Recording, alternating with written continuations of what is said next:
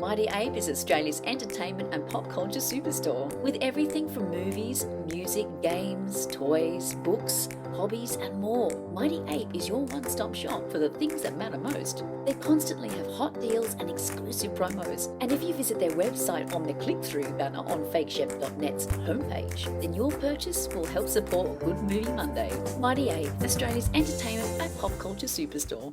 Good morning. Good morning. Good morning! Morning. Good morning. Good morning. You mean to wish me a good morning? What do you mean that it is a good morning whether I want it or not? Please go away. Let me speak for the love of God.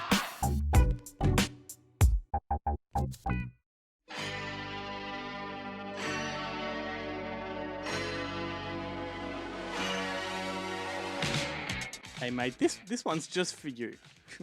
Because I have such a hard body? Well, it is the theme from 1984's Hard Bodies. You've spoken about this on the show many times. I do love the trilogy of hard body films. I had no idea there was a part 3 until recently. I only knew about it because it literally came in a 3-pack when I bought the DVD. I didn't know there were 3. I actually only really knew about the first one and they're completely from memory. They're all completely different. Like there's no carry-on characters or carry-on plot or anything in the Hard Bodies film. Like it's joined together by the title alone. Well, we do have an interesting show to tie that in. Just to give some context to the music we're playing, our special guest today is none other than Courtney Gains, an actor who I am sure many people will recognise by face, if not by name. By hair colour. By hair colour. He did star in Hard Bodies, but of course he shot to fame as Malachi from Children of the Corn. But he's also been in classics, man. He's been in The Burbs, he's been in Memphis Belle, Back to the Future, Can't Buy Me Love, Sweet Home Alabama. I know that's a favourite of yours. I do like Sweet Home Alabama. I do. I love any Reese Witherspoon romantic comedy. What's that one where Mark Ruffalo is dead and living in her apartment? I like that one. Just Like Heaven. Yeah. Don't know whether to be ashamed that we know these titles or to be proud. You know the titles. I can't remember them, but yeah. What's the one that she's in with Ant-Man?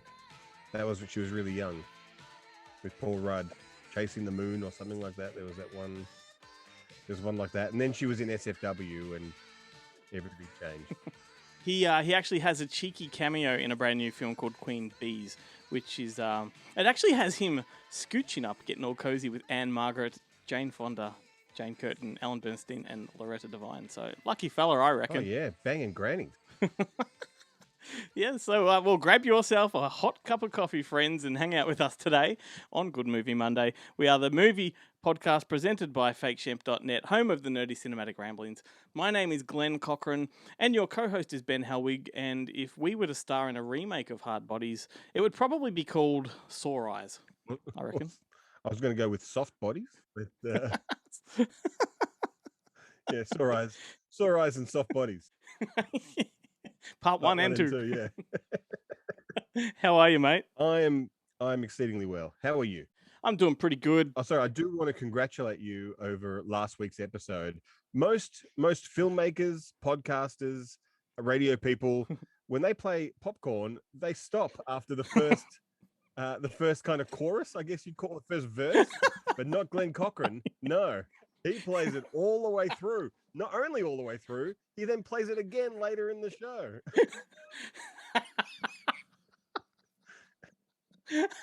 I've never heard that much popcorn in my... I didn't know that there was more popcorn. You know what? That's as close as I'll ever get to feeling like a puppet master, mate. I had everybody in the palm of my hand.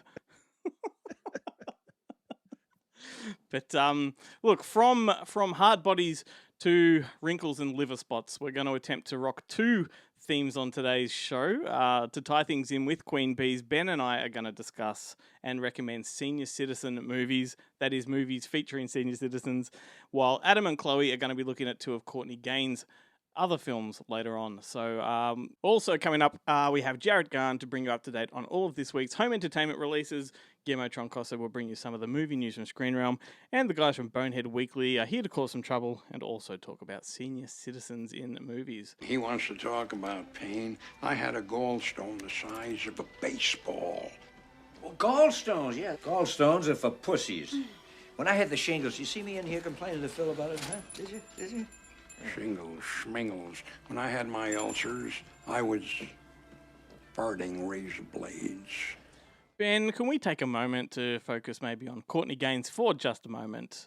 It's obviously a thrill to have him on today's show. This is a guy that has made like so many damn movies over the years, and he's one of those character actors that, like I said before, the average Joe might not know by name, but certainly knows by face. And for me, it's really hard to go past the Burbs when he played Hans.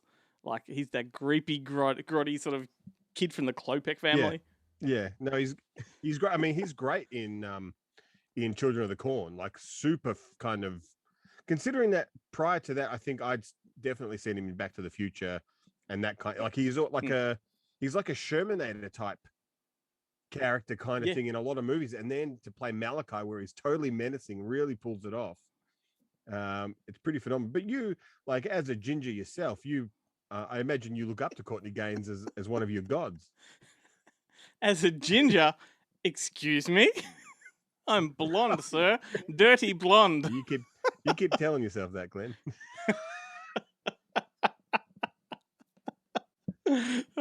Here's a funny story for you. I occasionally enjoy sardines, and it's impossible for me to eat them without thinking of Courtney Gains. Like, now that's a legacy.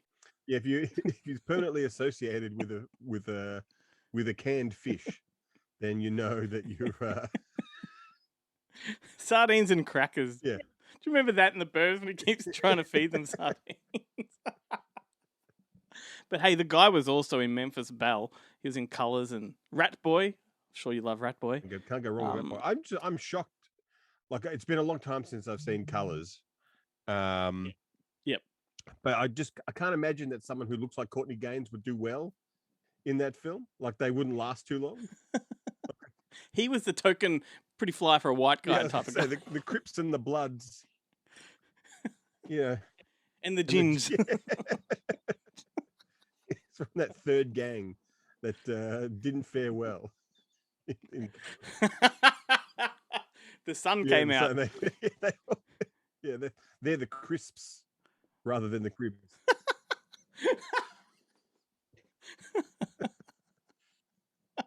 Do you remember that Hale and Pace song? It's utterly, utterly rotten to be ginger. No, I don't. Yeah, you need to YouTube it. It's the funniest music video ever, and they sing, it's utterly, utterly rotten to be ginger. And then they say, you've got brawn, you've got guts when you're dunking ginger nuts. See, I stopped with Hale and Pace once they did the Fat, Bald and 40 song, which is like the song of my life. I kind of thought, well, they've reached the pinnacle. I don't need to watch anymore. Like, it's never going to get better than Fat, Bald and 40. And especially when I turned 40 and I was fat and bald, I was like, yeah, this is a Hale and Pace. They're soothsayers. It's funny, when I was talking to Chloe on the video last week, I was talking to her about Courtney Gains, and she pointed out the fact that I separate gingers like they're a race. Yeah, they're the League of Red-Headed Gentlemen. They're the last minority you're allowed to make fun of, aren't they? Yeah, I think it's still politically correct. You can still talk about your dislike of the red-headed stepchild. Like, that's still allowed. No one calls you out. Courtney, if you're listening, we love you, mate. It's said with affection. I love a good ginge. Rayleigh Hill's a top ginge. Angie Everhart's a good ginge. Top ginge. There are many, man. There are many. There are lots of good gingers. Yeah. And they're all in Scotland. Yeah, where the sun avoids. That should have been the real story of 30 Days of Night that you did last week. Not a single ginger in that film. There may have been a couple of dirty blondes, though. I don't know. Now, mate, before we go busting out the lavender coat hangers and blow the dust off some mothballs, let's throw over to Jarret and find out what he's looking at this week. Hey, this is Jarret and welcome to PE class. Now, I'm going to kick off this week with a little news, and that's Andrew Dominik's Chopper is finally getting a Blu-ray release on September 9th. That's right, it's finally coming to Blu-ray, and this is a global Blu-ray debut.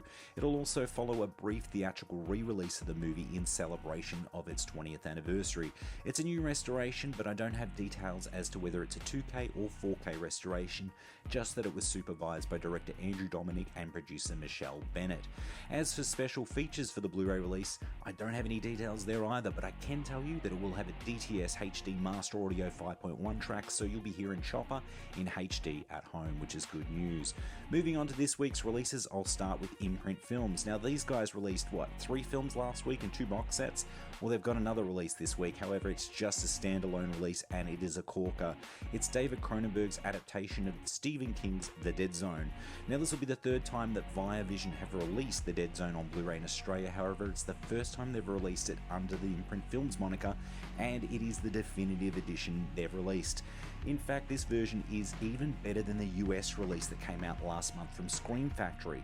So it's got a 2K scan from the original camera negative, it's got 2 new interview featurettes, one with cinematographer Mark Irwin and the other one with composer Edward Shermer.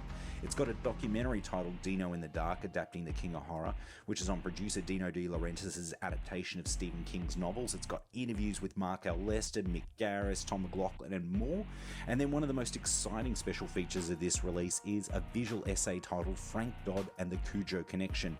Now, this is written and narrated by film historian and author Lee Gambin. It's a deep 18-minute exploration of the connections within the Stephen King literary and cinematic universes, but particularly those between The Dead Zone and Cujo, and it's got a fascinating insight to what could have been if screenwriter Barbara Turner and director Peter Medic had their way with Cujo. Now, if you enjoy this visual essay, I can highly recommend Lee's book, Nope, Nothing's Wrong Here, The Making of Cujo. Then, rounding out the special features are the Stephen Jones and Kim Newman commentary and the Stephen King interview that were on the previous Viavision release, and then it's got all the archival special features from the Paramount Special Edition US release, and in fact some of those, I think most of those special features are on the previous Viavision release as well. In any case, this is a definitive release. If I was Adam Ross, I'd give this 5 stars. Moving on to Roadshow. Roadshow's releasing Those Who Wish Me Dead on Blu-ray and DVD. Now, this one, pretty lackluster release, to be honest. I mean, it's getting a release on Blu-ray, but it's got one solitary special feature, a making-of featurette, so essentially a glorified EPK. Then from Universal Sony Pictures Home Entertainment, A Quiet Place Part 2 is hitting 4K UHD, Blu-ray and DVD. I have talked about this release like last week or the week before. It was fairly recently. Then also from Universal Sony Pictures Home Entertainment, Wrath of Man, the Guy Ritchie, Jason Statham film is coming to Blu-ray and DVD. It's a cracker of film. Then there's a slew of films hitting DVD. We've got Dream Horse. It's that horse movie with Toni Collette doing an accent. We've got a horror movie called The Dare. You've got the very excellent Mr. Dundee that's finally coming to physical media after its Amazon exclusive for like a year or so. Then the Aussie film June again hitting DVD also. So that's it for me for this week, and until next time, stay physical. Speaking of senior movies, Jarret just mentioned at the end of that June again is coming out on DVD this week. That's a good one. I saw that at the cinemas with Noni Hazelhurst, Stephen Curry and Claudia Carvin, mate. Get on it. Ooh. Did you drop something? I may have just collapsed a stack of DVDs. In our world, that's a catastrophe. It's a disaster. But yes, so Big Steel. Big Steel? What? Check out the tips on that bloke. Did you saw it? What? And Ben's just had a stroke. What were you talking about? What did you say? I was June again, the Noni Hazelhurst film. Oh, that's not the Big Steal at all. No, and I've spent too much time promoting June again already. Yeah. Well. Thank you to Jarret. That's good stuff as always. And actually, the new release is coming out this week. We have already posted video reactions to. We did videos for Wrath of Man, Those Who Wish Me Dead, and Quiet Place 2. People can find those on our social media pages, Facebook, YouTube, and Instagram. I finally get a chance to watch Those Who Wish Me Dead. Were you not in that reaction video? No, I was, but remember, I missed the screening. That's right. Well, sir, do you agree with me? Yes.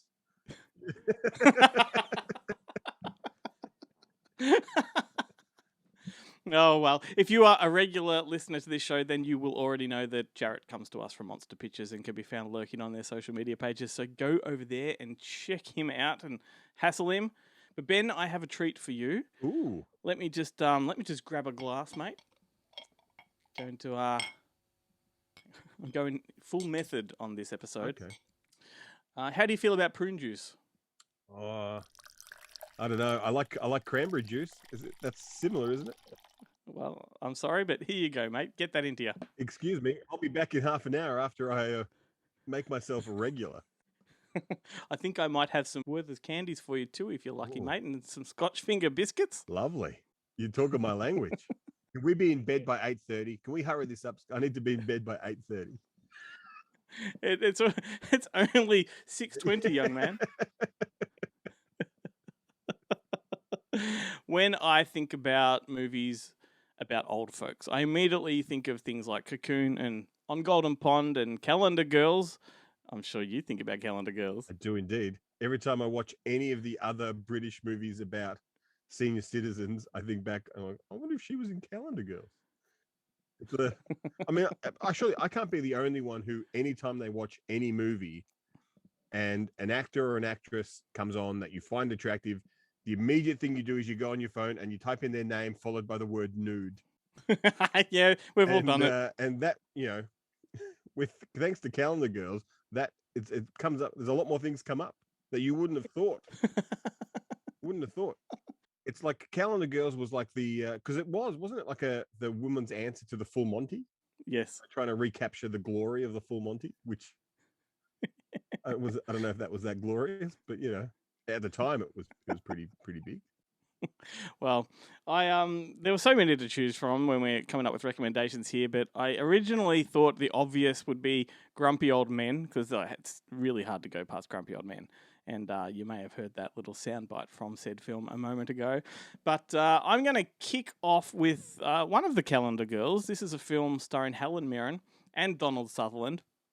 It's called The Leisure Seeker, and it's a sucker punch of a movie. This is one that was made in 2017, and I think I saw it at the Melbourne International Film Festival, if I'm not mistaken. It is very funny. It's entirely heartbreaking, and it just showcases two incredible performances. And the story itself, it tells of an elderly husband and wife who pretty much hop into their Winnebago and leave for one final road trip because he's been diagnosed with dementia and she's got terminal cancer. And they don't tell anyone that they're going, like their families have no idea, and they travel across the country in like this ultimate pact of love. And look, it's such a beautiful film, and he's a highly respected English professor, and in the heyday, he's one of the the best of the creme of the crop, I guess you would say. And now he's just a babbling mess, doesn't remember anything. But it's just heartbreaking. But look, if you've never seen it, I do highly recommend it. But be warned, it is heavy stuff, really striking, really heartbreaking. It feels like the drama version of Hear No Evil, See No Evil. Fuzzy Wuzzy was a woman? 12 o'clock. What? So good. Is that what it is? I thought you let one go. Wait a minute. I'm black. Does Mom know? Oh, Kevin Spacey's finest hour, mate. Yeah, and Joan Severance's. Ooh. Yeah, she had weird nipples in that. Yes, thank you. Yes. I think she had them. She took them with her. I don't think she didn't leave them on set. They follow. Anyway, The Leisure Seeker. Highly recommend it. It's directed by a guy called Paolo Viazzi. I don't know how to pronounce his surname. I think it's Viazzi. And he made a whole lot of Italian films before. Is that what it is? Paul Viazzi. Paolo Viazzi. That's not offensive at all. You always overcomplicate their names. It's like it's John Smith.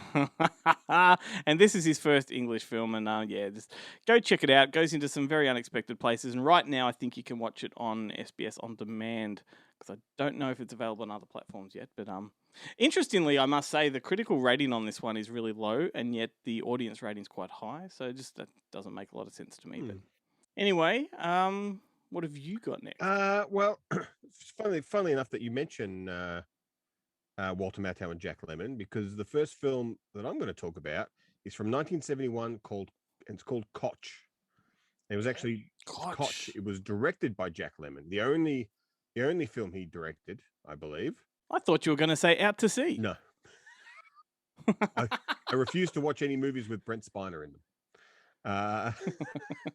unless they're Star Trek movies. No, this is directed by Jack Lemmon, and funnily enough, it was made in 1971. So Walter Matthau would have been 51 when this movie was shot, and he plays the kind of grandfather character Koch, and they have put him in old man makeup, but by old man makeup I mean they made his hair white. Well, hang on a second. Like 51's only like 10 years away from us, mate. Yeah, that's my point. Like he was actually quite young. He was playing a lot older. Okay, good. But although there is, I felt the more of these kind of movies I watch, especially the older ones, like thanks to the marvel of modern medicine, people in their 50s and 60s are a lot more spry and mobile now. When you watch some of those, you watch like a Pressburger Power movie, and people in their 50s are literally in their deathbeds. I have the perfect example of that coming up for one of my recommendations. Oh, okay, great. But this movie Koch, it's really good. Like it's a kind of comedy drama type film, and Walter Matthau plays this. He plays this old man who's living with his son and daughter-in-law, played by Charles Aidman and Felicia Farr, and they've just had, I think their kids 2 or 3 years old, and he's quite happy to spend all his time looking after the kid. He loves the kid, but he's like, they bring it up in the movie. He's kind of one of these annoying old people who like kind of ignore everything you say and want to do everything their own way and talk constantly, to the point where Felicia Farr cannot stand him. She cannot handle him being around, to the point where she kind of schemes to get him sent to an old age home and hires a babysitter to look after the kid. And one night, Walter Matthau, before they've managed to get rid of him, Walter Matthau kind of sneaks downstairs to get a glass of milk at night, and he catches the babysitter having sex with her boyfriend on the couch. And he figures that now it's his chance to kind of get rid of her. So he tells his son, and then the next day he realizes that's a rat thing to do. So he backtracks and tries to tell him, maybe keep that between ourselves. And there's maybe don't say anything, but it's too late. And as it turns out, the girl has got pregnant, and she's only 16. So in the 70s, this is a big scandal, and her brother, played by the chinless wonder Frank Burns from MASH, Larry Linville, basically kicks her out, or tries to send her off to an aunt in San Francisco kind of thing to have the baby in secret, but she takes off. And by this stage, the family have also kind of kicked Walter Matthau out, and they've sent him to this old age home, but he absconds from the retirement village and kind of tracks her down because he feels so bad about and responsible for what he's done. And basically it's him and this pregnant teenager kind of living in Palm Springs while she gets bigger and bigger, and she plans to give up the baby for adoption, and he doesn't think that she thinks that the minute she sees the baby she won't, so he's like building cribs and kind of stuff. And it's just this really kind of nice movie about two people needing to feel useful to each other. Yeah. It's a really good film. Really, I think it was nominated for a bunch of awards. I think Walter Matthau may have been nominated for Best Actor. It cost like 1.5 million. It was a minuscule budgeted film, and it made 3 times that at the box office. Definitely worthwhile. It's out on DVD. I've seen it floating around locally. I think a Blu-ray may have just come out as well. Those themes that you just mentioned at the end kind of tied in nicely to my one, The Leisure Seeker. There's 2 people sort of searching for a place. But excellent choice, my friend. I haven't seen that in a very long time. In fact, I've forgotten most of it until you mentioned it then. But I'm eyeing off those scorched almonds that you've got hiding there, mate. May I have one? No. How's it going, everybody? It's Guillermo here again from ScreenRealm.com, Australia's favourite entertainment website covering all things movies and television. I'm here to tell you a little bit of the news that we've covered on the website in the past week. And I'm also here trying not to lose my shit during lockdown madness. Alright. Kicking off with Christoph Waltz and Willem Dafoe, they'll soon be seen together in a western that's been titled Dead for a Dollar. The film is to be directed and written by Walter Hill, whose credits include 1979 cult hit The Warriors, 48 Hours, Another 48 Hours, and Bullet to the Head, among others. Dead for a Dollar will take place in 1897, set in New Mexico Territory, Chihuahua, and will have Waltz playing famed bounty hunter Max Berland. It's another Western bounty hunter role for the Oscar winner, following Tarantino's Django Unchained. Max Berland is hired to find and return one Rachel Price, the wife of a Santa Fe businessman. He heads to Mexico, where he runs across a sworn enemy, Willem Dafoe, a gambler and occasional outlaw he had sent to jail years earlier. Across the border, he discovers that Rachel, in an effort to flee her abusive husband, willingly ran away with the African-American army deserter accused of kidnapping her. Max must choose whether to return Rachel to her abuser or help her fight off hired guns as well as his rival.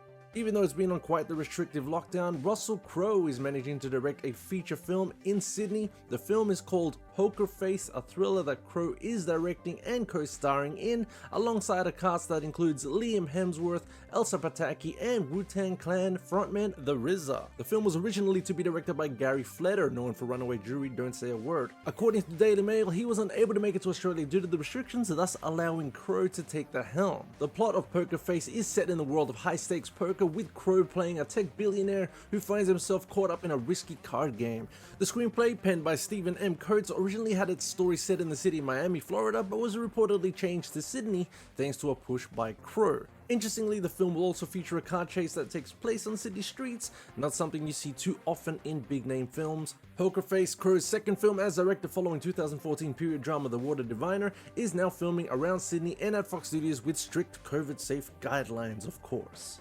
And get ready for a lot more South Park and a lot more from creators Trey Parker and Matt Stone, who are making bank thanks to a new deal that they've made with Viacom CBS. Trey Parker and Matt Stone will be producing 14 movies for Paramount Plus, all based on South Park, and the deal will also keep South Park on Comedy Central through to at least its 30th season in 2027. According to Bloomberg News, the deal is valued at around $900 million over a 6-year term. So 14 movies and 3 additional 10-episode seasons of South Park, and Parker and Stone will reportedly get $150 million a year in advance to cover their fees for the upcoming productions, as well as the ongoing profit participation stakes from the franchise, reports Variety.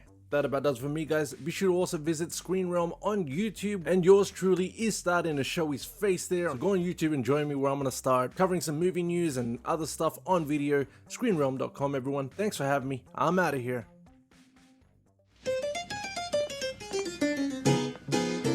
These lips were made for kiss, and these hips were made for bliss, and these arms were made for squeezing you tight every day, only every night. These lips were made for selecting, these hips were made for connecting, these legs were made for wrapping around you so tight, only every night. When you see me dancing on the floor, you'll agree I'm class to the core. When you see me dancing with the boys, you'll agree you've never seen such poise. These lips were made for tasting, my time wasn't made for wasting, so I'm gonna show you how it's done just for fun. Anyone wanna come? These lips were made for kissing. Take a sip and you'll know what you've been missing. You'll flip when this tamale wants to make you stay every day, only every night. What you say every day, only every night. We can play every day, only every night. Well, alright. Did you recognize that singing voice? If you guessed Joy Baha, then you'd be close. That was actually the legendary Divine singing These Lips from the movie Lust in the Dust, which was directed by Paul Bartel, the legendary Paul Bartel. The man behind Death Race 2000 and Eating Raoul. Correct, sir. And on piano in that particular scene of the film is none other than Courtney Gains, and it's hilarious. But we spoke about some of his work earlier. One film that we didn't mention, I just want to sort of bring up, is a film called The Bronx Bull. Have you heard about this one? Never heard of it. He was, not many people have. This one was actually written and went into production as Raging Bull 2. He's like the Ray Liotta character? Not Ray Liotta, sorry. What's the boxer's name in Raging? Oh, Jack LaMotta. Jack LaMotta, that's it, not Ray Liotta. Jack LaMotta. Yeah, well, the interesting thing here is that this film was produced by LaMotta himself, and the cast is fantastic. Playing the sort of the De Niro character, the LaMotta character was William Forsythe, who looks much closer to the real man himself. Yeah. Joe Mantegna, Penelope Ann Miller, James Russo, Robert Darby, Cloris Leachman, Tom Sizemore, Natasha Henstridge, and Ray Wise were all in this one, as well as Courtney. And it's actually a good film. Even just watch the trailer and you'll get the impression that this is a pretty good production.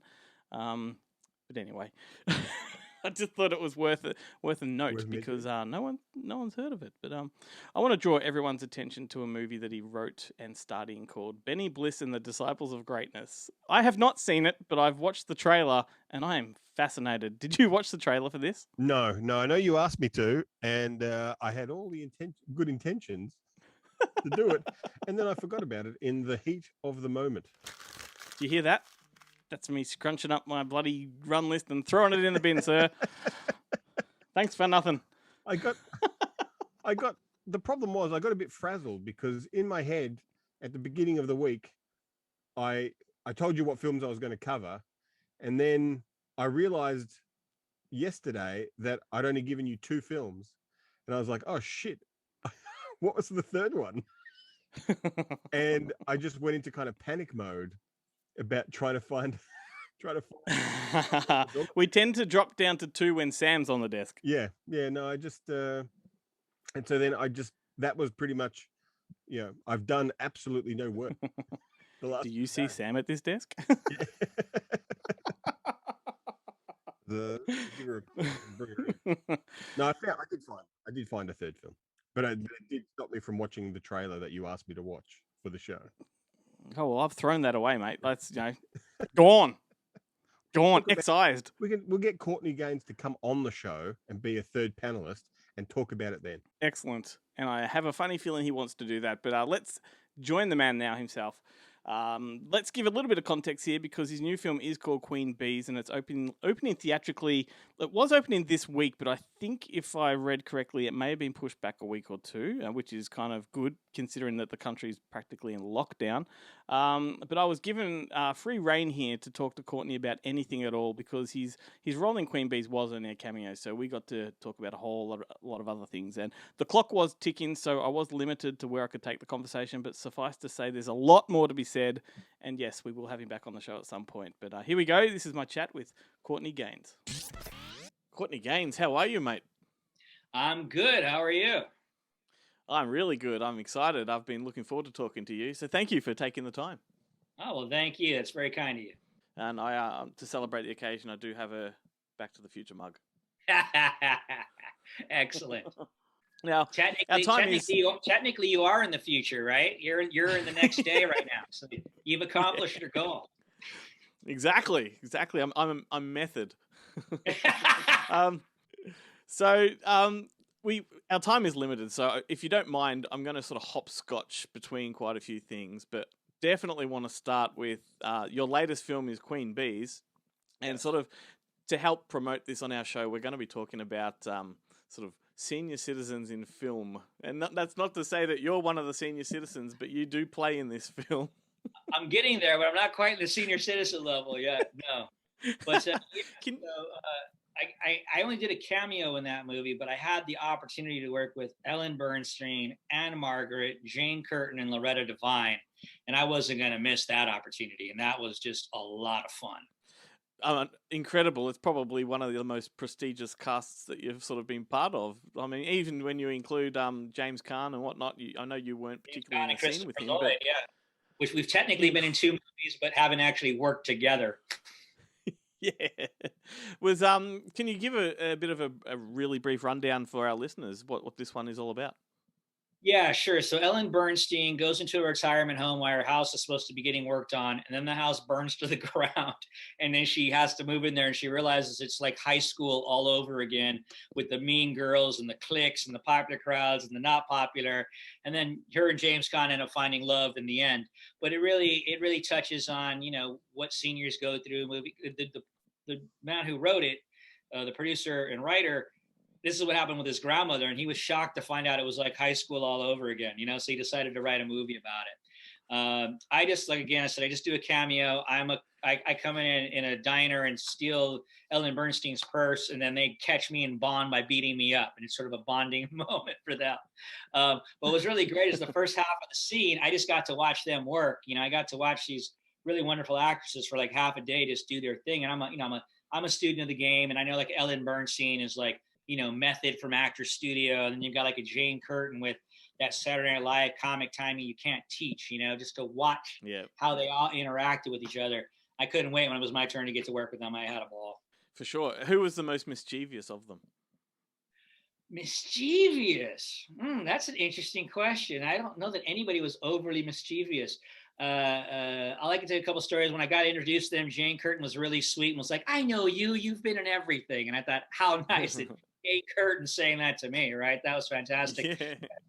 And then Anna Margaret kept going, "Oh, we're going to have to beat you up. I'm so sorry. All day she goes, I just thought, wow, this is Anna Margaret, man. I mean, like, come on. Did I ever think I would get a chance to work with Anna Margaret? Nah, Oh, let alone being cozied up to her. Like, can't complain. Yeah. Yes, exactly. And I mean, I'll tell you, she's still beautiful, even, at 70 or whatever she is. Just a beautiful woman. Absolutely. Cannot disagree. And of course, on our show, we are focused heavily on genre films, and you have been in so many of the films that we discuss, from Hard Bodies to The Burbs and Back to the Future, Colors, Can't Buy Me Love, you name it. But it did all begin with Children of the Corn in 1984. Is that would have to be one of the most defining and important moments of your career, yeah? You froze for just a second. I'm going to assume you were talking about Children of the Corn. Yeah, I was. I'll go back and I'll ask again. 1984, that's where it all began. An important moment in your career, nonetheless. Is that the film that sort of has defined your career? I think it's by far the most. I would say by far, but it's the most iconic and the most recognizable. People certainly recognize it from The Burbs and Can't Buy Me Love, and certainly Back to the Future. But I would say that's the one that's the most recognizable. And because of conventions, sci-fi and horror fans are by far the most loyal. That that's where I have the most feedback is from Children of the Corn. I can't tell you how many times people have come up to me and said, you scared the beep out of me in my childhood. I had nightmares.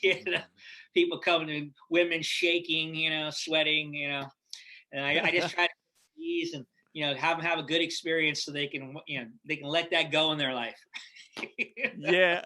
So in terms of like that film and your career, was there immediate attention on you from it, or was that a slow build?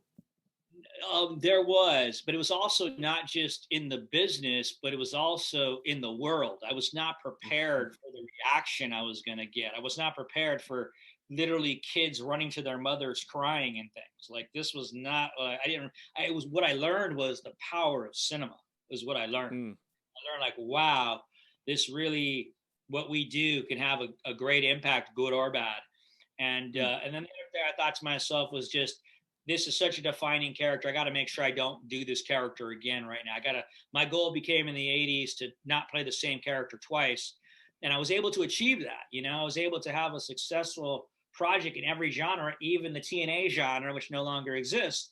But, in comedy, in horror, in drama, I was able to succeed. And then, I don't even Colors, I guess, as a drama, but even that was it's a groundbreaking film in its own right, because no one had ever talked about the gangs of Los Angeles before. That movie broke West Coast rap, so I was able to be part of some things that really had some impact in the 80s. And I think that's why those are still the things I'm most known for, Yeah, for sure. And from my point of view, the one that I identify with you the most is definitely The Burbs. Just absolutely phenomenal performance in that one. Another insane cast as well. Can you talk a little bit about making that movie? Was it as fun to shoot as it was to watch? It was fun. I mean, it was, my character was, I'm a method actor, right? So trying to get in there, My big thing I worked with was an animal essence. I was like a scared deer in headlights. And I think if you look at it from that point of view, you'll see I was able to achieve that, a stranger in a strange land. Joe Dante was great. I gave him all the credit in the world for the look. He's the one who's like, go get these teeth done and then let me see them. And he goes, oh, I want this haircut really bad. Don't make it good. Oh, here's the swath of I want the lederhosen. And when they get made, come see me. And I put all this stuff on. He just started laughing and going, you're never going to work again. You're never going to work again. He was great. So the challenge was, because this guy was a stranger from a strange land, the problem was everywhere I looked were people I grew up with, that I recognized. I mean, everything from Henry Gibson to Tom Hanks to Carrie Fisher to a big Bruce Dern fan. I had to shake that off. I don't know these people, That was the biggest challenge. The thing that was interesting historically was there was a writer's strike during the time that was being shot. So we and Fletch 2 were the only movies on the entire Universal lot. And we were there mostly at nights. So we mostly had the whole lot to ourselves, which was really kind of a weird thing. Oh, absolutely. A lot of people, a lot of actors say that, little things like wardrobe and makeup will really help them latch onto a character. Was it the same with that one? The way you looked, surely it was easy to immerse into. Well, usually I come up with a lot of that stuff myself. Sometimes I even, go back and forth with wardrobe to the point where they're like, fine, show the director what you want, thinking they're not going to like it. And they usually go with my choices and they get mad at me. I mean, if you have a vision, you got to work for it, But like I said, in this case, Joe Dante was very clear about what he wanted. And I would say where that really came together for me, as far as the whole thing, was when we did the makeup. I always forget the makeup artist's name, but he's if you look at his credits, I'm sure they're a mile long. His apprenticeship was with Eddie Munster, and that's how far back he went. So, and he would not let me leave the chair until it was done. They would sometimes try to rush me out the door, and he was an old veteran. He's like, just go away. I'll tell you when he's done. And he taught me more about makeup than anybody. Because what he was doing was the opposite of making you look good. He was reversing it. So say my eyes are beady and so they're shadowy here. Normally you do makeup to open that up, right? He would put more shadows in there to make it look. It was here. And then he did a very interesting thing that no one else has ever done that I've gone on to use, particularly for auditions, is he used pastels to get green veins in my face. And you'll notice in some of the close-ups, you'll see I have these green veins. And that was, he took a pastel, used a little sandpaper, and then brushed it on with a brush. And that was usually the final touch for him. And it was just subtle and interesting. And I like I said, I learned more about makeup. And that's when it really clicked. When the makeup was done the first time, I was like, okay. Yeah. And there was definitely something mossy about your face in that one. Yeah. Yeah. It was that green in there you didn't know about. You're like the ginger Beetlejuice.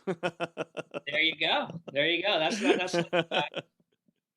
That's awesome. And that cast was particularly diverse, and no two actors were alike.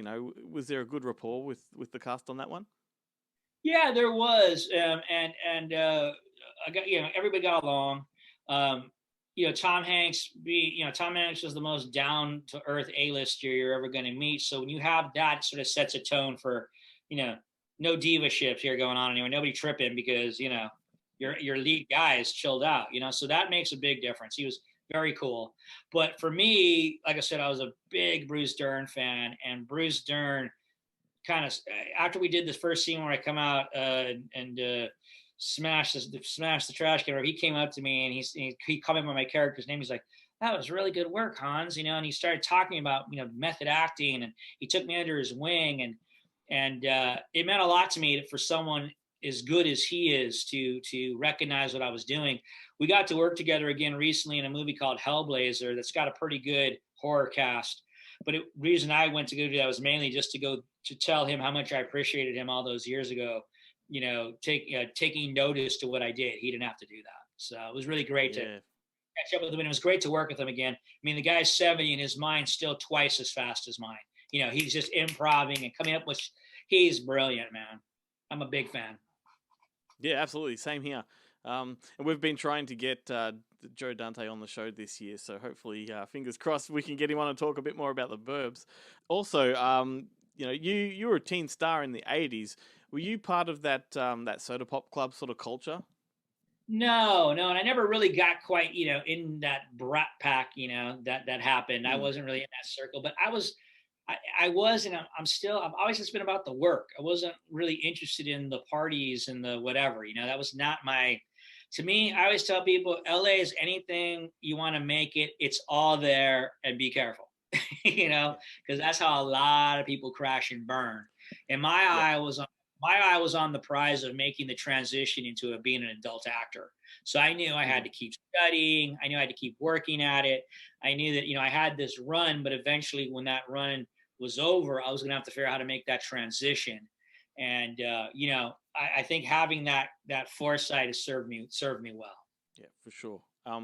And looking, you're still making so many films, and in fact, you're actually in a film with a friend of mine, Candy Corn. I know Timothy Beckholt, who was in that one, and yeah, he's a funny guy. It was a very different thing for Jimmy to do because he does a lot of imitations and things, and he goes from a small town in Ohio. That was like, what an opportunity for him.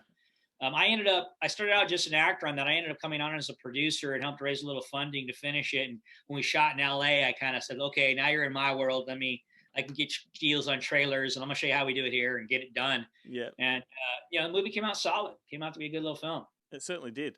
And looking back at your career, like, do you have any personal favorites of your own? Like just ones that really stand out to you as, stuff that you're really proud of?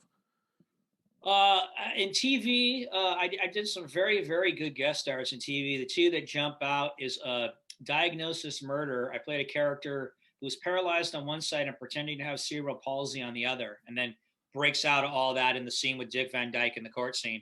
I had less than a week to prepare that. I had less than 24 hours to audition for it. So I'm pretty proud of that. I just did a Criminal Minds a few years back that I'm also very proud of, where I play this homeless character who's got PTSD and all these things. It has all these turns and twists. You think he's the unsub, but he's not. And it's a wonderful role. And it's called My Brother's Keeper. So if you like that show, check it out. As far as films, the two that jump out as far as interesting, I did a movie called Benny Bliss and the Disciples of Greatness that I helped produce. That I wrote 4 songs. And the most without the net I've ever been is we did a 30-minute set, like live. We shot it twice. That was just like, we hadn't even rehearsed the whole set through in any kind of order. And it was the most without a net I've ever been. No punch-ins vocally, real band, very good band. And that was an amazing, amazing experience. And then Memphis Belle, all of us who were part of that talk about, chasing something that good for the rest of our career, because it was just top notch every step of the way. 4 or 5 Oscar-winning people on the crew, the DP, the set dresser, set designer, which is a very important thing on movies, the editor, the producer, just top-notch people, Absolutely, that is a great one. And I think we might have to cover that one on our show at some point soon too. But look, sadly the clock has run out. But I could talk to you for ages. But thank you so much for taking time out of your afternoon or evening to chat. Very good. Well, maybe another time with something else coming out, you could set it up where it's not as short a meeting. We could do a longer one down the road if you'd like. Would absolutely love it. Even get you on for a whole episode. Sounds good. Dude, there's a cool guy.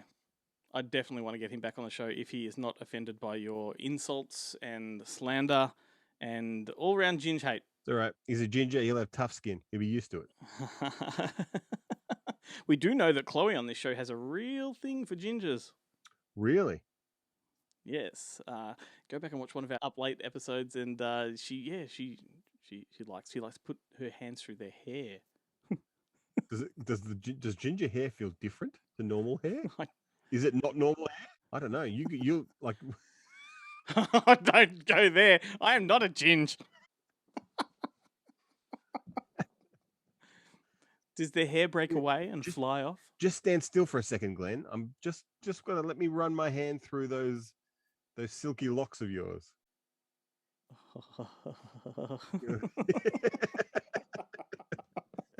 Am I right, ladies? So in that conversation, I did mention that a friend of mine, Jimothy Beckholt, starred in Candy Corn with Courtney, and I met Jim through Scarefest in Kentucky, and that is a lousy segue because here are some other guys that I met through Scarefest. Hey, welcome to Bonehead Weekly Fun Size. No, I thought we were changing it to funsies. No.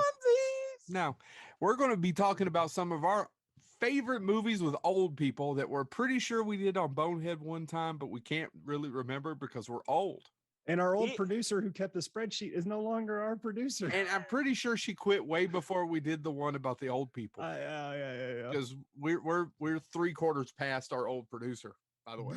So my favorite old person movie. Now, did you just make up that fraction? Admit it. You did. I don't know how to do fractions. I'm not allowed to do fractions. They say if I have 1 myocardial infraction, I'm in trouble. That's infarction.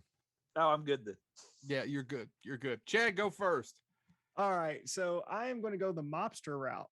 And what happens when 4 old mobsters you give talked up about the this life on that episode? Keep going. give up the life of crime and move into a retirement home? I'm talking about The Crew from the year 2000. Burt Reynolds' career end. Yeah, it pretty much. Yeah, it starred Richard Dreyfuss, Burt Reynolds, Dan Hedaya, and Seymour Cassell. Because that's 3 of which I believe are dead, huh? That's the dream cast. Seymour Cassell, Burt Reynolds. I don't think Dan Hedaya is dead. No, we are 50% passed away. I am sorry. Dan Hedaya is still alive and kicking. I am sorry, Dan Hedaya. But yeah, it's essentially about these 4 retired mobsters who are trying to save their retirement home. And they try to bring back their old ways. And through a series of comical events, it still works out in their favor because it's Hollywood and it's a comedy. And it's actually written by Barry Finero, who I didn't realize this was a producer of The Golden Girls. So which he is went one back of to, my favorite shows of all time. yeah, he went back to The Well for The Crew. But he should have. All right, I'm going to go next. Mine is actually not all that old. It stars 2 of the most famous actors of all time, Morgan Freeman and Jack Nicholson. I really like The Bucket List, but it is sentimental as hell. It's about 2 guys. One, Jack Nicholson plays a billionaire, runs hospitals.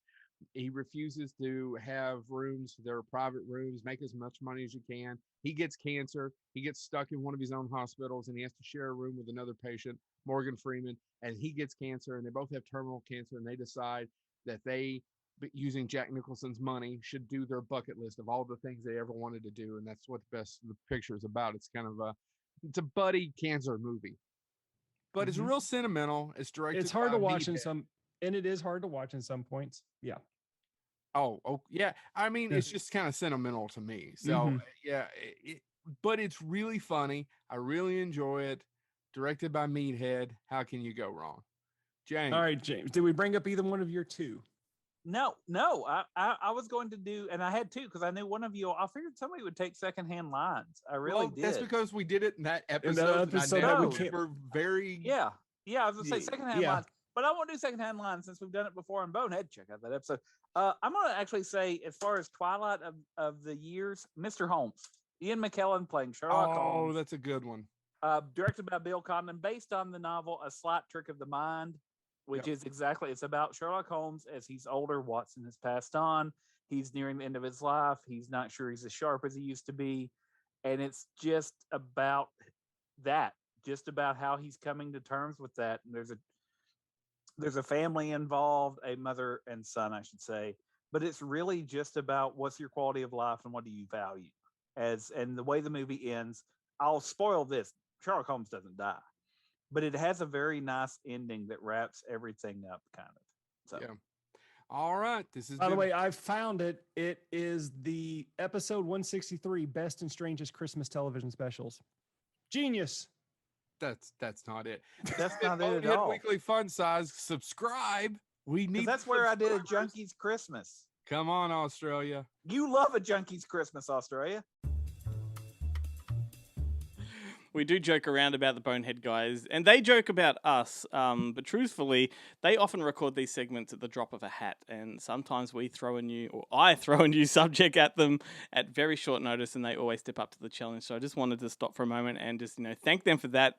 It's very impressive considering that all three of them have families and jobs, and one of them even lives in a different state entirely. So big thanks to Joe, Chad, and James for contributing to our humble little show that we do here each week.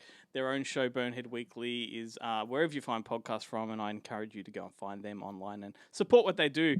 Some of their recent guests include John C. Foster, who is an author of The Isle and Mr. White and Baby Powder, Gary Sherman, the director of Dead and Buried and Poltergeist 3, and they had Todd Farmer on recently, who wrote Jason X and My Bloody Valentine. So yeah, Boneheads, give them some love. But anyway, mate, the clock is ticking here. Let's get. Actually, clock is ticking more ways than one, mate. Yeah, it's almost bedtime. And Midsummer Murder starts in 10 hours. Got to be ready for that. I believe I just heard on the TV that the ABC is starting new tricks from the start. Ooh. So there's if you want some quality BBC programming, just head on over to ABC. Well, yeah, that is if it doesn't clash with Bingo or the raffle at 4 or Countdown, aka Words and Numbers on SBS. But that's all right. I've got a fetch box, so I can tape them all once I figure out how to use it. Where does the cassette go? Yeah, where's the tape go? Anyway, Ben, Spit Spot, what's your next recommendation, sir? My next one is a great film that I have put off watching for, well, now, what was that, 10, 20, over 20 years, called Nobody's Fool, starring Paul Newman. I've always wanted to watch this movie. It was one that I constantly picked up in the video store, and I thought, I'm going to put this on in the shop, but no, someone's going to walk in and ruin it. And if I get caught one more time putting the back in 5 minutes sign on the door for 2 hours while I watch a movie uninterrupted, I'm going to get fired. So, I just had a classic Ben moment that I realized that as you're saying Nobody's Fool, I'm nodding really enthusiastically, and nobody at home can see me do it. It's directed by Robert Benson, who wrote things like Bonnie and Clyde and What's Up Doc, and directed Bad Company and Kramer vs. Kramer and Places in the Heart and Nadine, and also Twilight, which shares with Paul Newman, which shares a lot of the cast of Nobody's Fool, including Margot Martindale, who is a great who has great small parts in both films. This one also, this movie actually has a phenomenal cast. Jessica Tandy, it was her last film. Bruce Willis, Melanie Griffith, Dylan Walsh, Pruitt Taylor Vince, Joseph Summer has a great bit. A great performance by Philip Seymour Hoffman, who plays this idiot cop that's harassing Paul Newman, and he's great. It's almost like his character from Scent of a Woman, but like as an adult cop instead of a rich snob kid. It's great. And this movie it's a really good it's a coming of age film, but the coming of age of a man who happens to be in his 60s. And basically Paul Newman is this kind of grouchy, kind of construction working kind of old guy who lives in this town in New York, in upstate New York kind of thing, who he lives with Jessica Tandy, who I believe is his old high school teacher. And he's got his son, Dylan Walsh, is estranged. He hasn't really had anything to do with his son almost from the day he was born, even though he moved away, kind of left when the kid was born, and he moved 5 blocks away, but still had generally had nothing to do with the kid. And he works for, he's a contractor, but he works for Bruce Willis, who has a big kind of construction company who he kind of has this love-hate relationship with. And Bruce Willis is married to Melanie Griffiths, that Paul Newman kind of flirts with constantly in front of Bruce Willis, just to kind of piss him off, and because Melanie Griffiths kind of likes it. And Melanie Griffiths kind of has her issues with Bruce Willis because he's constantly cheating on her with his secretaries and stuff. Pruitt Taylor Vince plays his kind of slow best friend / employee, and kind of during the course of the movie, Dylan Walsh kind of comes back into his life, and he finds out he has a grandson, or he actually has 2 grandsons, but one kind of disappears through the course of the film, and he kind of realizes that while it's too late really for him to become a father, maybe he can become a grandfather. You got to start somewhere. It's just it's a really nice like movie. Like there's no other way to kind of say it. Like it just is this really kind of good, feel good, pleasant experience to watch. And it's I agree. One of those films, definitely one of those films that when I watched it, I kind of kicked myself and thought, why did I wait so long to watch it? Like, it is just really good. Yeah, and there's something special in that, though. When you discover these films, or not discover, but when you catch up with these films all these years later, they're just all that more special. Even the poster art for that one is so simple. It's just, I think, a picture of him with the baseball cap on and just the nice title font. That in itself sets a tone. I really like it, yeah. Yeah, it's a great. Awesome choice, mate. That's a blast from the past for me. But I'm going to go another one that's a blast from the past. What I consider to be a classic. I first saw this film at the Kino Cinema in 1999, and it's the film that David Lynch considers to be his most experimental film that he's ever made, and it is The Straight Story, starring Richard Farnsworth and Harry Dean Stanton. And look, this is one of David Lynch's lesser known films, I guess, and yet it's probably his most accessible one. It's the first movie he made for a studio, right? Because it's a Disney film. It is a Disney film, although it was made independently and Disney picked up the distribution rights. So it's like a Netflix original. Yeah, kind of. But every single physical media release has been branded with Disney for sure. It's got a cult following over all these years. It's sort of, it's got a loyal fan base. It's essentially a road movie. It's a really sweet one too, because it's a true story about an elderly man played by Farnsworth who finds out that his estranged brother suffered a stroke, and because Farnsworth is too old and can't drive, and they won't give him a license because he doesn't qualify, in a desperate bid to get to his brother, he attaches a small trailer to a ride-on lawnmower and rides 400 kilometers across the country, at 5 kilometers per hour to make amends. And it's just a beautiful film. The casual observations and, just the sentiment behind it. He meets people along the way, tells his life story as he goes. It's a very slow, meandering type of story, but it's just really charming. It's definitely, I can see why Lynch considers it his most experimental film, because his films are so batshit crazy and fucked up that this one, being such a straight story, is really weird for him. Yeah, it is a really sweet film, and it does have a couple of cameos from kind of Lynch, from the Lynch universe.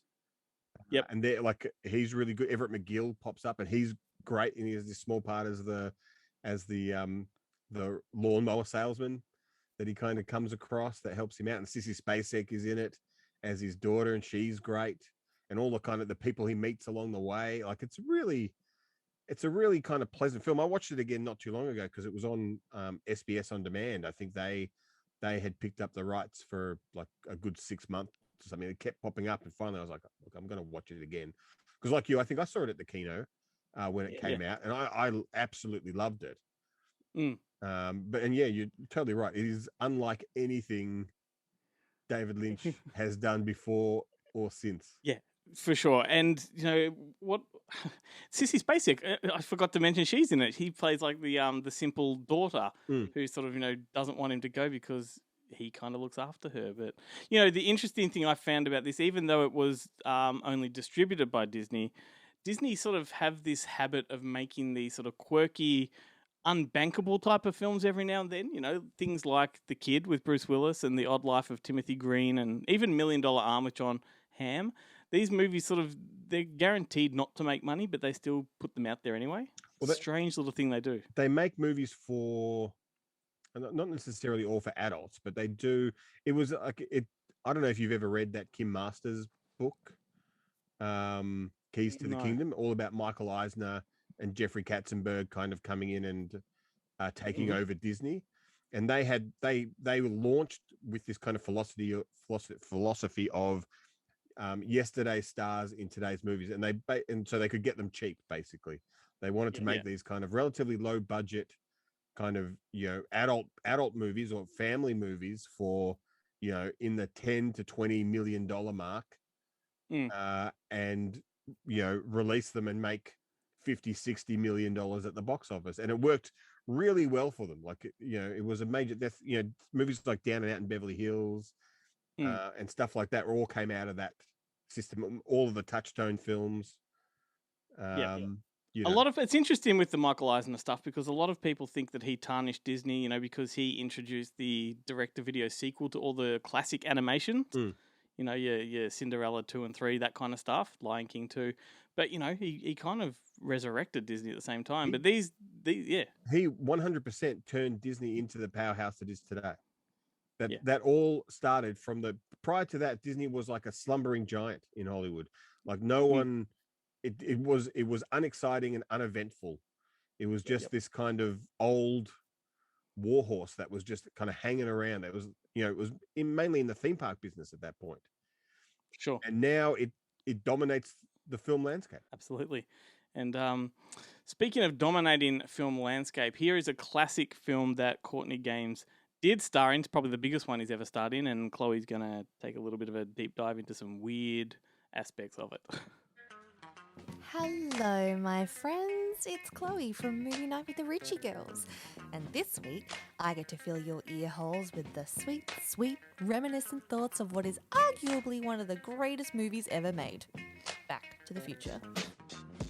Now, if you don't know by now, you'll find out that I'm a bit of a Spielberg whore, except for those few hit and misses he's had. Crystal Skull. Ooh. Little frog in my throat. There's nothing this absolute genius can do wrong in my eyes. He just emulates that magic and adventure with everything that he pays attention to.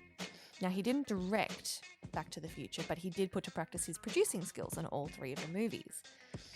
I don't exactly remember the first time I saw Back to the Future either, but I do know that my mum had an ulterior motive when she did show it to me.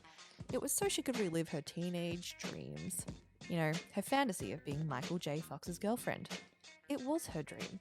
But Mum, despite other things, you were 6 feet tall at 14 years old. It was never gonna happen, babe. I wasn't even born yet when this movie was released in 1985, but when I did finally watch it for the first time, it was on VCR and I was young, and it did blow my tiny mind. The special effects especially, that definitely hold up to this day, and you'll already know how much I appreciate a good old-fashioned stunt work over CGI, so that's something that I can truly appreciate now and back then. The time travel movies, I feel, have always messed with my brain a little bit. I just think there's such fickle things to mess with, and I can't comprehend how time travel movies generally have a happy ending. Just once, I'd like to see someone completely fuck it up. And I mean, like, really fuck it up. I'm gonna make Back to the Future, for example. Let's just say Marty goes back in time. He doesn't realise that his mum is his mum, somehow. They pull a Luke and Leia, but go one step further and get freaky. Then she falls pregnant. Then she gives birth to his grotesque, inbred brother-son, which sets off this weird chain of events that leads to, like, I don't know, a new breed of killer mosquito being created, and then only solely targets humans. And then when the mosquito bites the human, it turns it into a mosquito vampire hybrid that is never satisfied. Too much? Sorry, guys. But in all honesty, that's a movie that I would watch. I'd probably even watch the sequel. Glenn? Anyway, getting back on track, I selfishly love this movie because it ties my two favourite genres, sci-fi and comedy. Add in all those amazing little hidden gems that are in the background, like the man hanging off the arm of the clock, or the whole two pines turning into the lone pine, or even the person in the dog suit driving the DeLorean. And then you've got a movie that is completely different, or even just slightly different, every time you watch it. It also wouldn't have that magical Spielberg feel without a Rube Goldberg machine. He loves those things. Or, you know, they love him. Either way, it's lucky for the movie because it fits in so perfectly with Doc's character. Now, funnily enough, I'll be releasing a whole episode dedicated to Back to the Future on my podcast too, Movie Night with the Richie Girls, so be sure to look out for that. You know, like, in the future. Now I'm going to make like a tree and get out of here, so have a happy Monday, friends. I definitely remember where I was the first time I saw Back to the Future. It was on new release on VHS, and it was a dinner party in Williamstown. The adults were drinking and playing Trivial Pursuit in one room, and us kids were watching Back to the Future in the rumpus room. Do you remember rumpus rooms? I do remember rumpus rooms, and I also remember being a kid at you make it sound like it was like a key swap party. It felt like that, I reckon. All the adults were pairing off in weird swinger-esque assignations. Probably were. We were told it was Trivial Pursuit. Yeah. Like no one has that much fun with general trivia.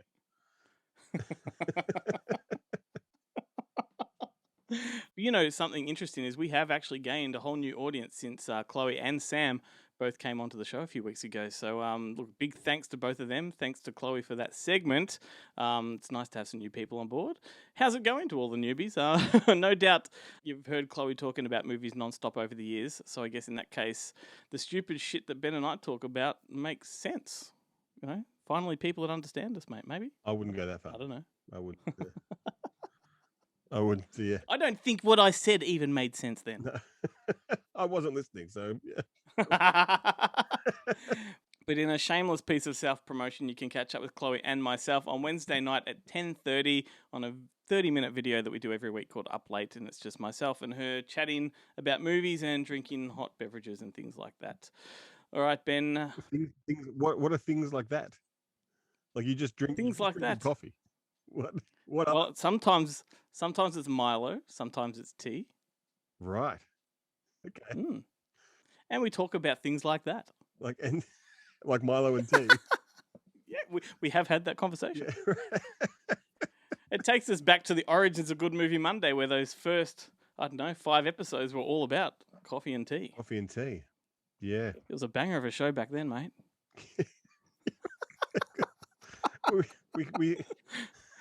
Well, when that new James Bond movie comes out, we'll get the band back together, and I will break my self-imposed hot beverage embargo,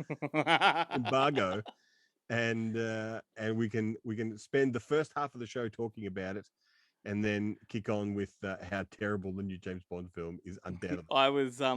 I was only talking to Keith yesterday, and he's very keen to come back and do a guest on the show. Oh, excellent! Is he going to come in? Yes, and for all of those new people I just mentioned, Keith was the original co-host of the show that Ben took over from at episode 20, I believe. It's actually going to be super interesting to see how he does come in, considering I killed him and have been faking those chat conversations the whole time. That's how I got the spot in the show. Would you like to take charge of the final recommendation? Sure.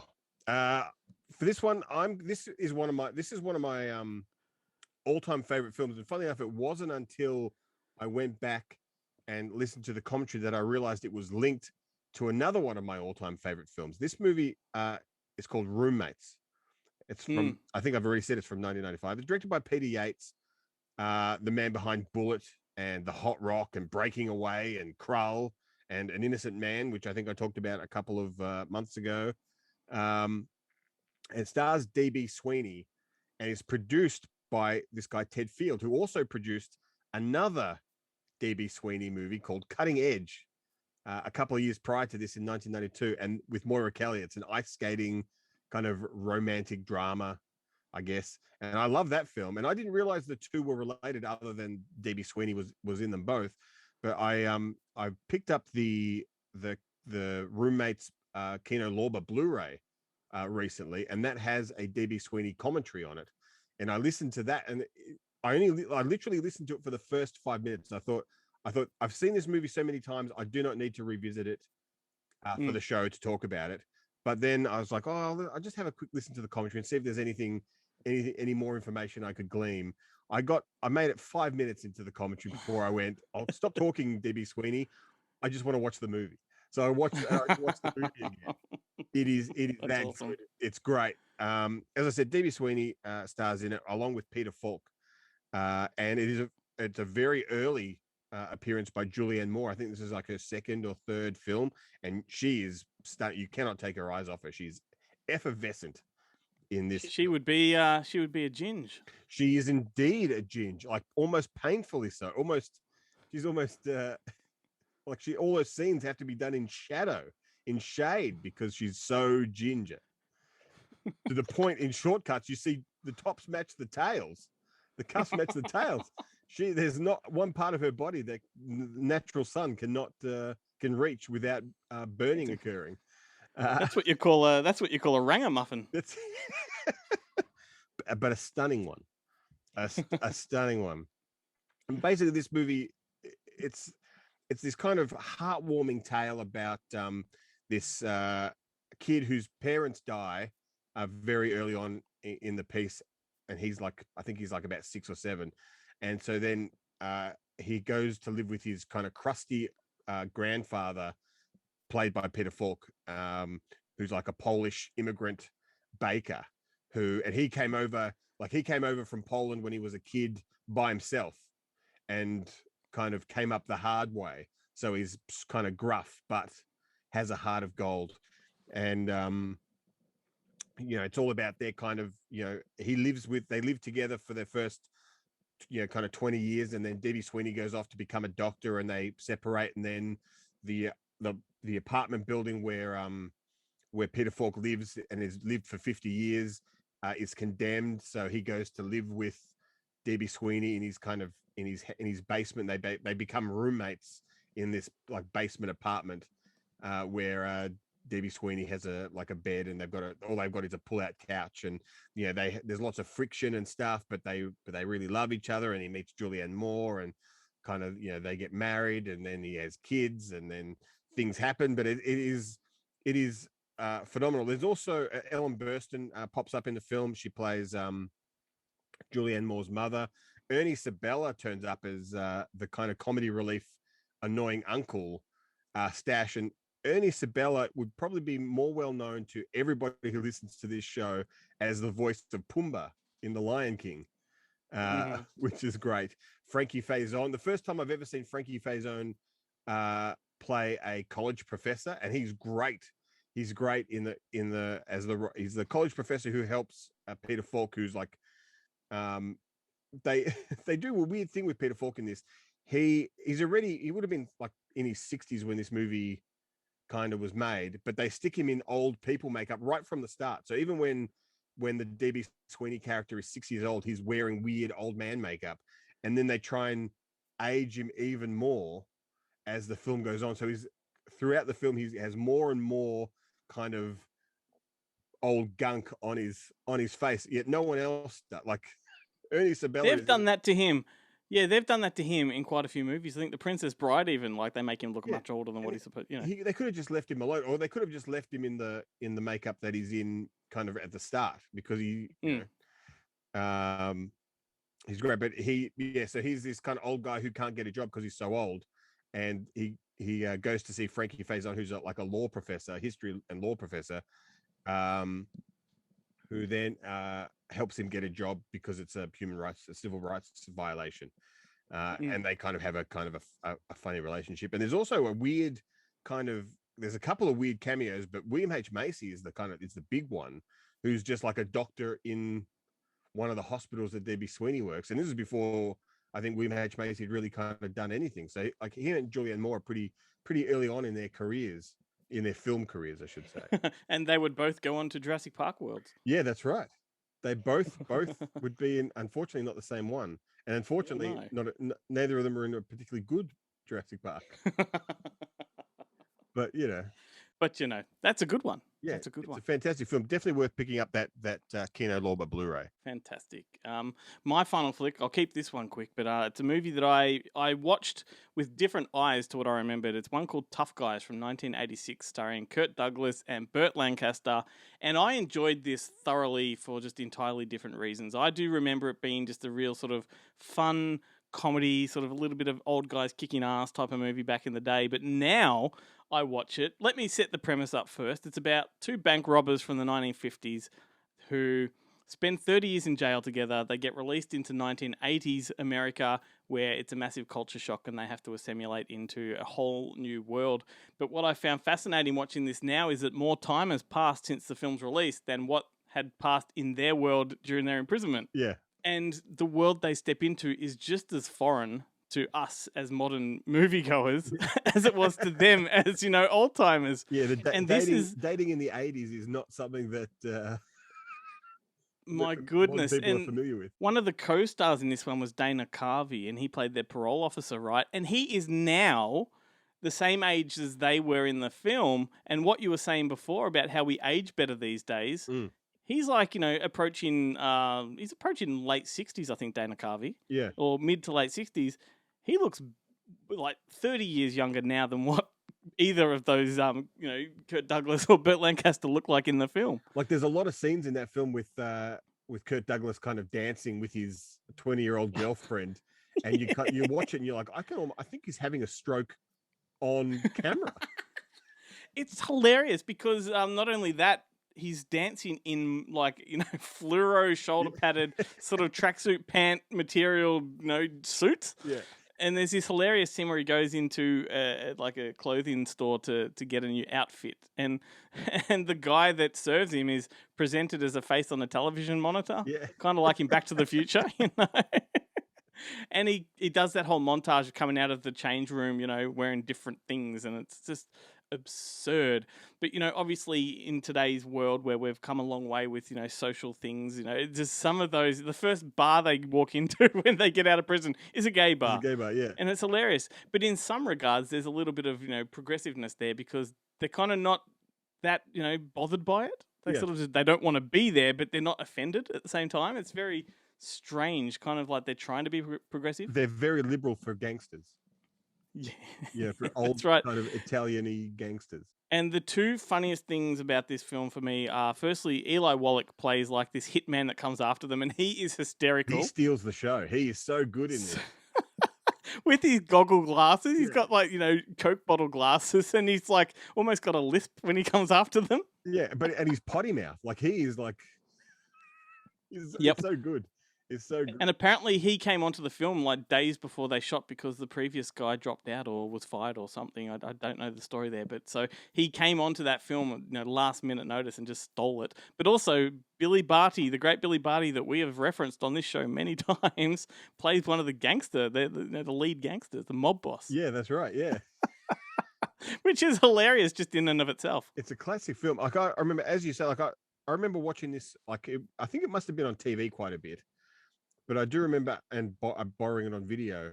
But I remember the big joke was just that, look, they're old guys and they're beating up young guys. That's literally as far as it went. So when I rewatched this, it was like a whole new film. It was like, I had no idea about any of this stuff. It just kind There's a lot more, completely dismissed it or it just didn't penetrate. When I was watching the film, a lot of the kind of the humor of it. But it also touches on elder abuse and stuff like that. I was waiting for Ben Stiller to rock up at the nursing home. You will go to bed, or I will put you to bed. Is it the guy who's the the Abadabbas guy? Is that the guy who runs this big brawly buff guy that making him eat slop? I'm sure that he was one of those guys who used to sell fitness. Fitness products on late night TV in America. Do you want to have trim tight Abadabbas? I'm sure it's that guy. Yeah, probably. He looks like one. Yeah, he totally is. He's one of those dudes. So anyway, Tough Guys. Highly recommended. I watched it as an adult with completely different eyes to when I was a kid, and I enjoyed it from both perspectives for sure. Hey guys, it's Adam here from Adam's Just Seen and Triple M with another Good Movie Monday recommendation. This week, I am talking about Colors, a movie that has the distinction of being directed by Dennis Hopper. Yes, that Dennis Hopper. So when Dennis is not acting incredibly in films like Apocalypse Now, he's making occasionally incredible films like Easy Rider and here Colors, which is very, very different territory. It's an interesting thing for Hopper to go into, but I think that he has always been a counterculture icon, and I can see the allure of him wanting to go and do this expose on this aspect of LA life. The gangs that he is covering here, the Crips and the Bloods, are incredibly violent, and you do not want to be stuck in the middle of them. The people that are stuck in the middle of them are two of the best actors I think that have ever lived. You've got Robert Duvall, who is the absolute king of calm, and then you've got Sean Penn, who is, for my money, the angriest actor that's ever lived. They have great interplay here, incredible chemistry. Hopper has got a really, really good handle on them, and watching them navigate these streets and these two gangs is fascinating stuff. And their different policing styles, which couldn't be any different, elicit very different responses. There are cameos in this that, people pop up, like, Damon Wayans and Don Cheadle, people that went on to have incredible careers. So it feels really authentic. It feels like a real slice of LA. I always liked these kind of movies. Growing up in country Victoria, I couldn't believe that this is something that people had to live through. Like movies like Menace to Society and Boys in the Hood. I was like, wow, this couldn't be any different to what was going on in my street. But yeah, if you want to check out, a punchy action film that has got Penn and Duvall on fine form, I highly recommend you check out Colors. It's streaming on Stan right now. Man, I love Colors. Do you remember the song to Colors? Look, all I really remember about Colors is it was when I was in primary school is when that movie hit, and everyone coming to school and it was a thing like, are you a blood or are you Crip? And if you said the wrong thing, you got beaten up, like primary school beaten up. But so it wasn't really there wasn't really being beaten up, but it was a thing, and I was like, and I had no interest in seeing the movie. I was like, I don't even know what this is about. There's no way Mum and Dad's going to let me watch this. But I was like, I have to know which is the good one, which is the good one to be. I remember thinking like, man, they spelt it wrong on the cover. But that was it was weird too, because, now that we've watched so many films over the years, it was a precursor to Boys in the Hood and, those sort of urban dramas, which Adam references, but it was told through like a white man's lens, which is, interesting to watch back. But I guess at the same time, it turned a spotlight on that world and sort of, opened the world's eyes to what's going on. But anyway. I remember I heard somebody talking about they were in the film and they had some like real kind of gang members were playing extras and stuff. And he was like, yeah. They were the real deal. Like it was. I actually think Dennis Hopper had a little bit of street cred just because of the type of films he made. Yeah. The drug culture and all that. So he was probably able to infiltrate a little bit harder. But I remember the lead gang member in that was also the guy from Weird Al's UHF that played Raoul's Animal Kingdom. Right. Remember when he takes the ant farm? He goes, they really hate it when you do this. And he shakes the ant farm.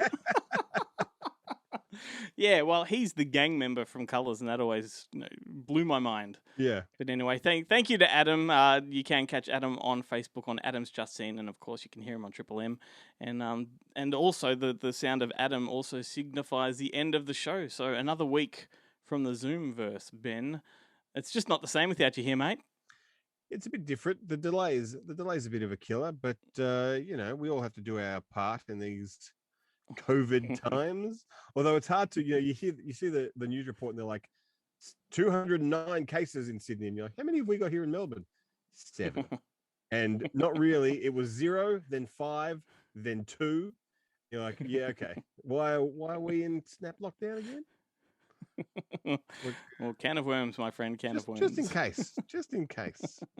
Well, next week, regardless of how we do this, we will have Samantha Howson back on the show. So in case you haven't seen, Sam has joined us on a few midweek videos in the last couple of weeks, and she definitely brings a little bit of class to what we do. So can't wait to have her back on the show. She certainly outclasses us, Ben.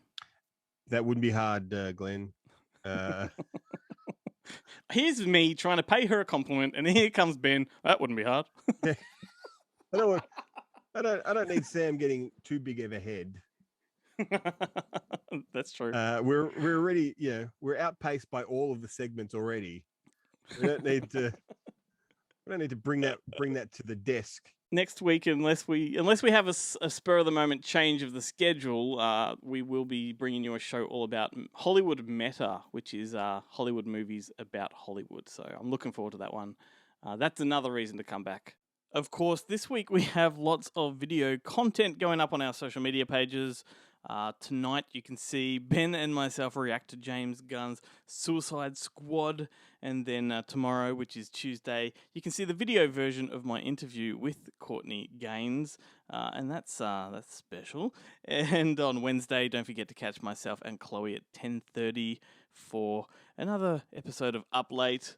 And then on Thursday, Samantha Howson will be joining us once again for another round of Lucky Dip.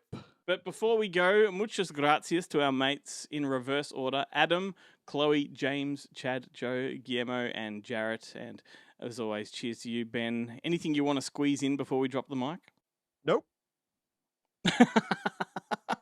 Nope. Okay. Well, here's a rarity to leave you with. So I talked about the Hard Guys before. There was a band that featured in that film in 1986. They were called the Red Hot Chili Peppers. Never heard of it. Or the Chili Peppers, as some people say. Total 80s post-punk peppers. But they recorded a song for the film that was exclusive to the movie, never, ever released anywhere else. This is it. It's called Set It Straight, and it doesn't even sound like them. But enjoy, and see you on socials, my friends. Have a good one.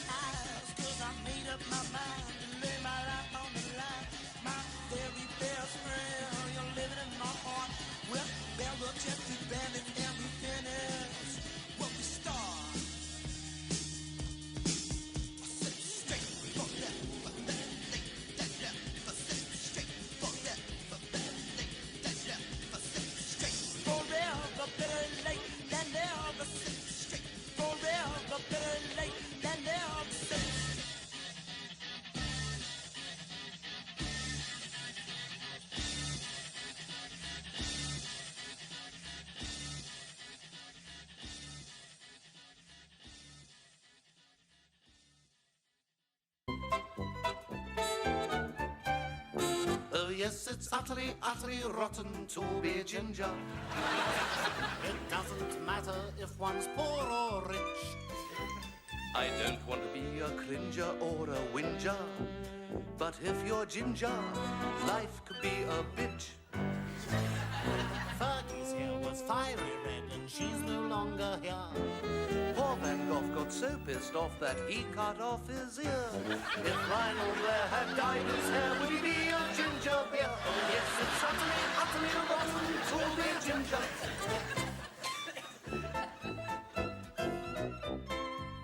Oh yes, it's utterly, utterly rotten to be ginger.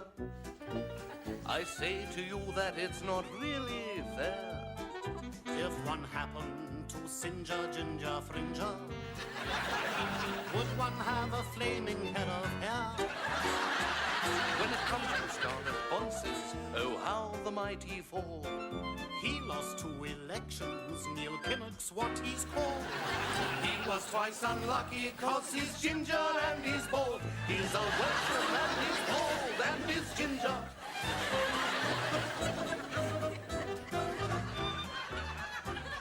Red-haired Englishman can't sit in the midday sun. My freckled skin's as white as alabaster, but 5 minutes in the sun and mine is not. Now I look like a blistered crimson lobster. And I sit in the shade and join the rocks. On the beach one sees a blondie, but is it naturel? With a ginger-headed person, it's easier to tell. 'Cause I must confess, red mustard cress grows in my jingly dell. It's a stick out a mile when you're ginger.